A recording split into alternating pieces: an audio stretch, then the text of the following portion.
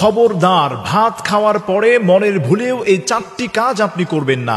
এই 4টি কাজ আমরা হর হামেশাই করে যাচ্ছি, যার দরুন মানুষের দিন দিন হায়াত কমে যাচ্ছে। বিভিন্ন ধরনের রোগ শোক বালা মুসিবত তার শরীরের মধ্যে দেহের মধ্যে দেখা দিচ্ছে। বর্তমান মেডিকেল সায়েন্স গবেষণা করে বের করছে যে কথাগুলো নবীজি সাল্লাল্লাহু আলাইহি ওয়াসাল্লাম 1450 বছর পূর্বেই বলে গিয়েছেন।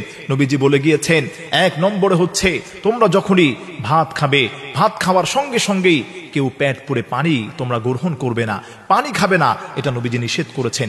কথাটা আপনাকে বুঝতে হবে। আপনি ভাত খাওয়ার সঙ্গে সঙ্গেই দেখা যায় বেশি করে পানি আপনি দেখা যায় আহার করবেন না, খাবেন না, পার করবেন না। এর দ্বারা কি হবে, আপনার শরীরের মধ্যে পেটের মধ্যে গ্যাস হতে পারে। এমনকি এই বেশি পানি সঙ্গে সঙ্গে পান করার কারণে দেখা যায় বুকের মধ্যে বিভিন্ন ব্যথা দেখা দিতে পারে, গ্যাস্ট্রিকের সমস্যা হতে পারে। নবীজি সাল্লাল্লাহু আলাইহি ওয়াসাল্লাম এই কথাটা 1450 বছর পূর্বে তিনি বলে গিয়েছেন। বর্তমান মেডিকেল